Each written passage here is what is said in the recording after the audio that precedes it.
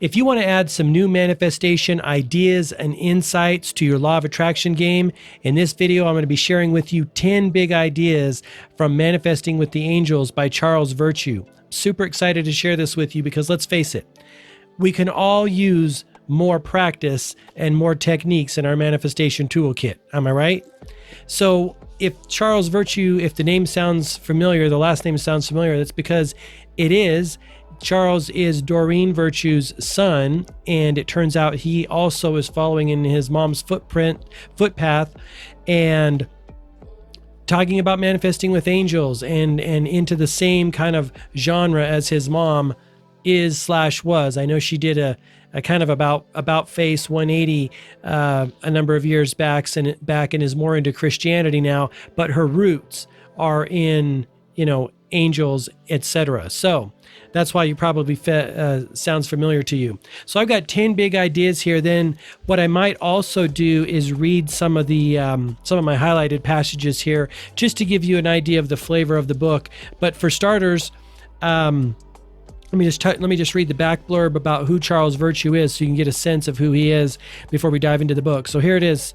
Charles Virtue is the co-author with Doreen Virtue of Signs from Above and Awaken Your Indigo Power, as well as the Indigo Angel Oracle cards. Since 2007, he has been teaching and certifying thousands of people to connect with a higher energy to bring happiness, purpose, and guidance into their lives.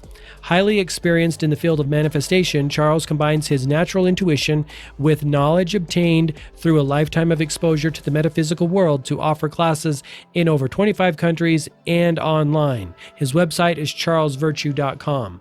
So I really like this book because I'm all about listening to people who have different perspectives on what manifesting is, because like I say, we can always fine tune our game. And I think these 10 big ideas are really going to help you do that. So for starters, big idea number one is kind of what is the book about? And I want to read this small passage to you because it sums it up nicely.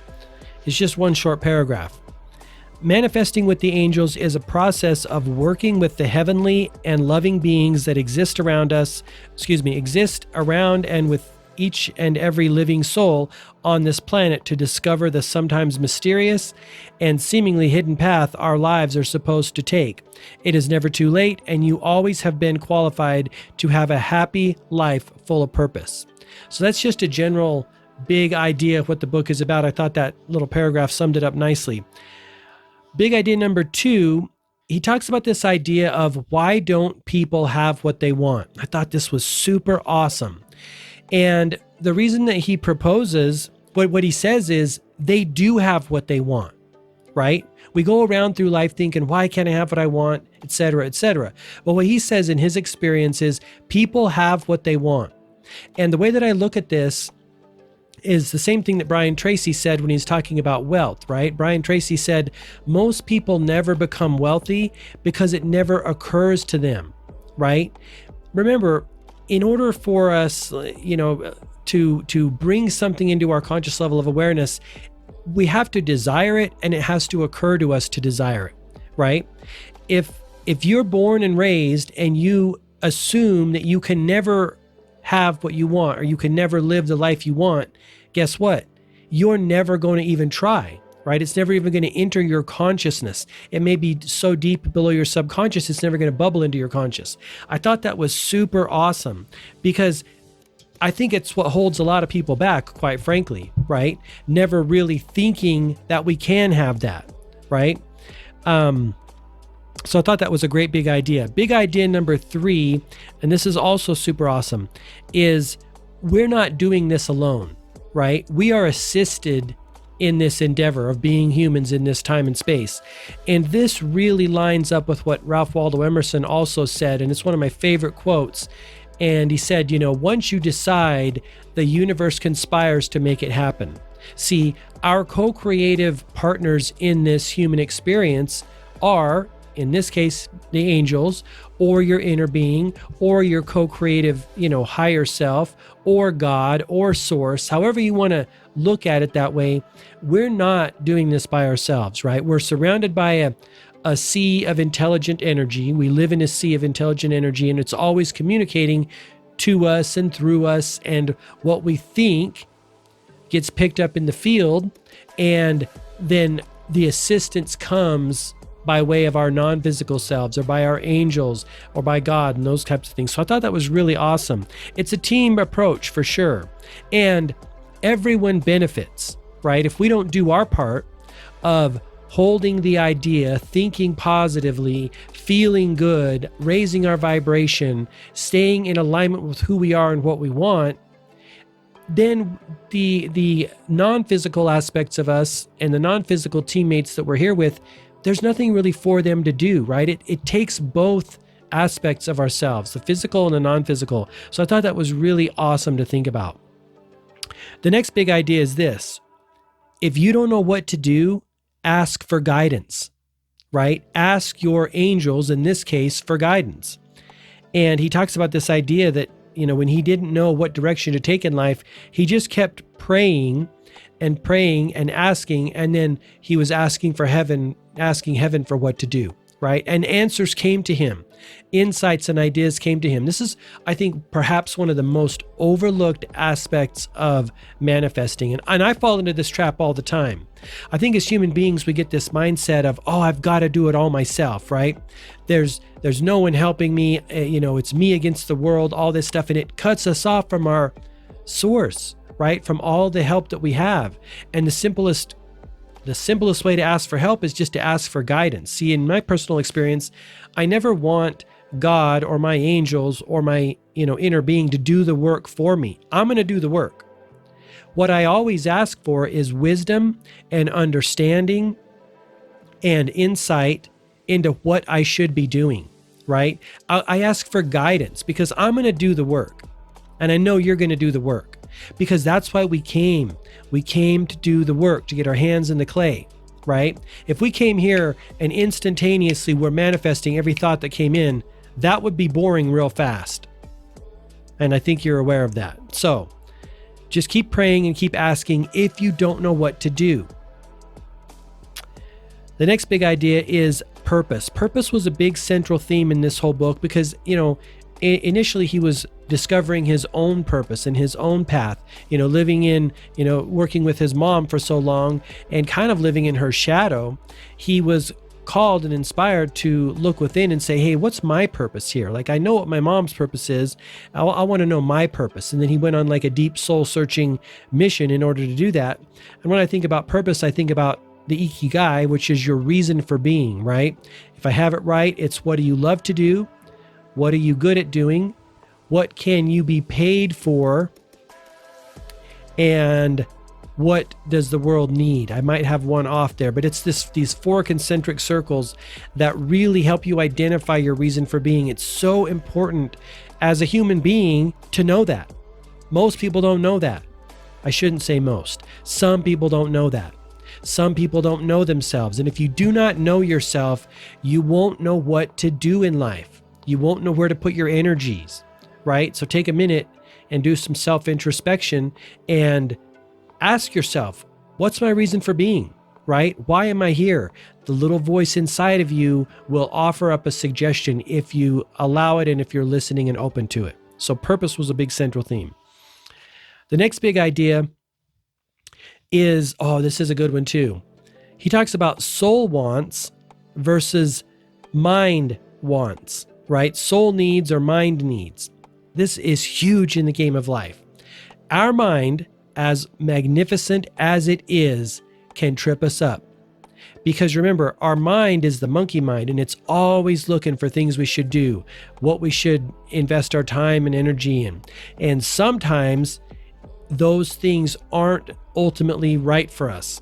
Unless we're operating from a soul level and letting our soul guide us, again, like Emerson talked about, there's a chance, a probability we can be off track in life. And as you and I know, that freaking sucks.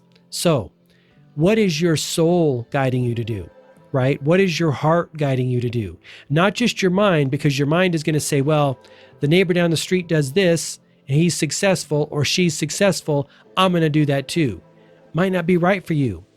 The only reason you need to know that is because that wastes time figuring it out. Now, having said that, I'm a big fan of experiencing a lot of things to know what you want to do, right? Because again, if you stay in your mind and try to think it through, you might get it wrong, right? So if you need to do something in order to find out it's not what you should do, by all means do it. Now, the example that comes to mind for me is I've always loved graphic design. Many years ago, I thought, I'm going to go back and get a degree in graphic design so I can work in that field. Well, I did that, went back to my university here, and I studied a semester of graphic design, and I discovered I didn't really want to do that. But I had to get it out of my system so that I know now I don't really want to do that. See, until you experience something firsthand, you might not know if it's going to resonate with you or not, right? The mind was saying, you'll love it. It'll be great. Go do it. When I went and did it, the body said, not so much, right? The body and heart and soul said not so much. So soul-based wants versus mind or mental-based wants. The next big here, I think we're on number 8, is allow it. This is huge. If I may go off on a tangent here and talk about Abraham Hicks, The Art of Allowing, this ties in nicely because one of the formulas or sentences that I like to say to myself is, look, allow yourself to be it, do it, and have it. That's the only thing standing in your way is, are you able to allow yourself to experience that, right? Because a lot of times in life, if something, we have a preconceived idea about how our life will be or how we are. And anything that counters that, we oftentimes kick out. And it's very important not to do that. So how much are you allowing yourself to be the person you want to be? How much are you allowing yourself, the old you, to die, right? Neville Goddard talks about this. We must die to the old man. You've got to be receptive to the new man or new woman. And that is allowing the new man or woman of your identity to come online. This is huge. And quite frankly, I'm going to interject my book, Just Be It, The Secret to Having What You Want in Life, in here, and also the Magic of Being series, books 1 and book 2. This is all about it. I believe in the game of life that we need to continually be reinventing ourselves, because the person you were yesterday got you to where you are now, but may not get you to where you want to be, right? It's a constant pruning and trimming and refining of ourself, right? Writing our self-concept so that we can keep adding new and exciting and relevant chapters to the book of our lives, right? If you don't allow yourself to grow and allow yourself to evolve and allow yourself to become better, right? Pruning off what isn't working about yourself and your identity, things that aren't true or don't support the life you want to have, you're never going to have that life. So it's super vital to constantly be kind of preening ourselves and developing ourselves in certain ways that put us in alignment with the experiences we want to have in life. I find it to be super beneficial. The next big idea here is vision boards or emotion boards. He talks a lot about these. I think one of the big challenges for, us vision board makers is not spending enough time with the vision board. And he said that you've got to spend a bunch of time with this vision board, soaking in the vibes, getting the consciousness, imagining as if it were true, letting the images kind of anchor that for you. A lot of times people make a vision board, put it in a drawer and never look at it again. While just the process of making it is beneficial, sitting with it every day is hugely beneficial. So if you have a vision board, set aside time every day to sit there and soak it up. The next big idea here is divine timing. I thought this was awesome as well. We human beings, we get in our minds and are like, wow, this isn't happening fast enough, or why aren't things moving, etc., etc. What he talks about is this idea that there's a divine timing to everything. And sometimes, and I hope you've experienced this in your own life, if what you want hasn't happened, please consider the idea that maybe you're not ready for it yet, right? If we are in a co-creative relationship with the non-physical aspects of ourselves and the physical aspect of ourselves. And the physical aspect wants something really bad. And maybe the universe or source or God knows that if we get that thing too soon, something unwanted is going to happen. We're not ready for it. We can't, interact with it in the proper way. It could be delayed in that sense.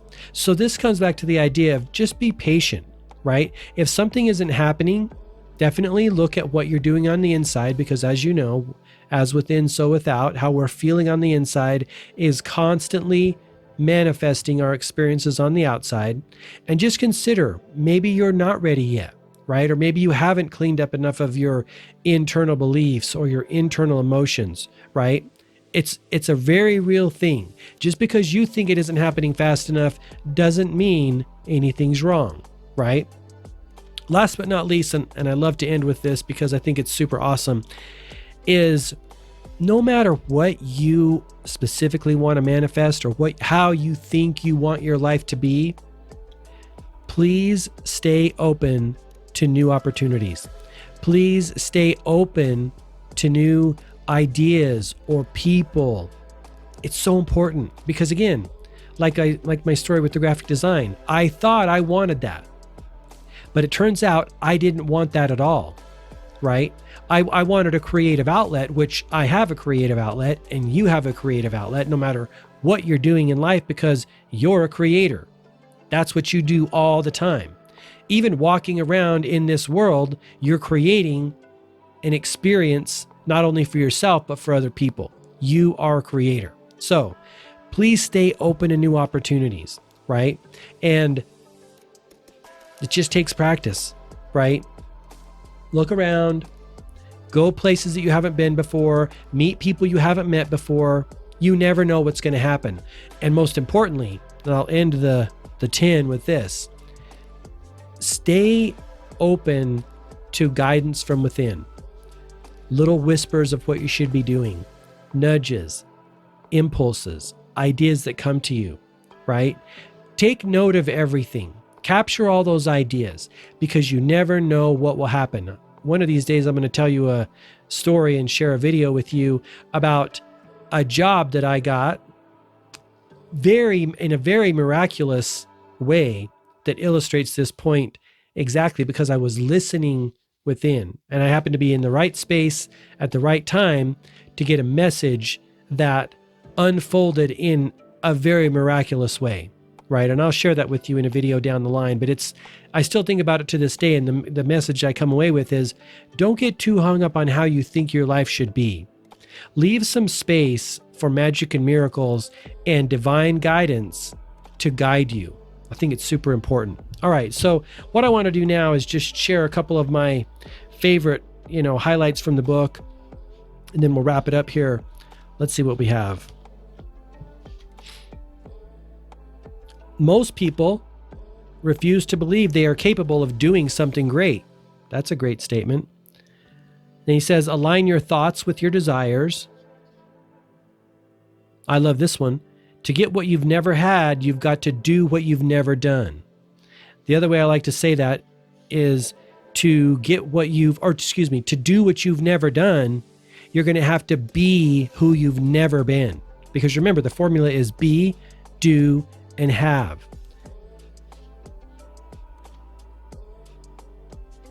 God and the angels not only want us to find happiness, they actually insist that we do. That's a great reminder. God wants us to prosper, right? It's us that have all of these bull crap ideas in our mind that keep that from happening. She always imagined her life completely different from what most would have considered to be the reality of our existence. Talking about his mother. My inner knowing that I was meant for something meaningful in life, I kept praying and asking heaven, what am I supposed to do? That's Charles talking about finding his purpose in life. Nothing can bring the kind of lasting and sustainable inner peace that living a life of purpose can. That's good. And I'm going to close with that because there is nothing better than that, right? Please, if you haven't done some soul searching for your purpose, I urge you to do that. And to that point, let me just share one more thing with you here before we close up. If you want help doing that, I want to help you. So I have a list of 25 plus questions to help you arrive at your purpose. It's part of my course called My Life by Design Journal, which is a complete lifestyle, life design and business design process where you just simply answer questions. Right now it's in beta mode at gmarkphillips.com/courses, but eventually it'll be a full-fledged course. So if you are into radically reinventing yourself, radically knowing what you should be doing in life, right? What your soul purpose is, let's get it done, right? That I call it Purpose Finder, and that Purpose Finder is in that course right now. Or you could just jump on a consulting call with me, gmarkphillips.com/consulting, and we can go over in that way. These questions, many of them have links to supporting videos or ideas, because what they are essentially are a bunch of questions that help you discover your purpose, and they're derived from things I picked up on my own journey, right? Maybe I listened to someone say something that's super beneficial, like when Mel Robbins talks about your purpose as being what energizes you, what makes you come alive. That's the great Howard Thurman quote. Another one of my favorite is, what do you find meaning in, right? I get this one from Viktor Frankl's Man's Search for Meaning. What gives your life meaning? Those are just 3 examples of this mini questionnaire that'll help you arrive at your purpose. Because once you know your purpose, then all you got to do is do the work. I think there are 2 stumbling blocks in life. One, people don't know themselves and they don't know why they're here. And in turn, they do not know what they're here to do, right? What they're here to create. 2 is having the time and or courage to do it. If you allow your life to get too busy and too full, and you take on too many commitments that may or may not be aligned with your purpose, there's a probability you will not have enough time to pursue your purpose, right? And then of course the courage. Don't underestimate the courage that it takes in order to pursue your purpose. In a world of conformity, doing your own thing is challenging. Let's not sugarcoat it. It is what it is. All right. So that is 10 big ideas from Charles Virtue, Manifesting with the Angels, which I thought was a super awesome book. And as always, let's appreciate the cover here, because I love the cover of this book. I think it's super awesome. All right, I want to thank you for checking out this video. If you like this video and got any value, please give me a thumbs up. Consider subscribing for more videos like this, helping you manifest and create the experiences you want to have in your business and your life. And last but not least, again, go check out those courses, gmarkphillips.com/courses. They're all designed basically to be simple, fun, and effective tools to help you create the life that you want. There's not any fluff in these courses, because I know your time is super valuable, right? Go check them out at gmarkphillips.com/courses. Consider subscribing if you want more videos like this. And until next time, thanks so much. Have an awesome day. We'll talk to you soon. All the best. Health, wealth, and success. Bye-bye.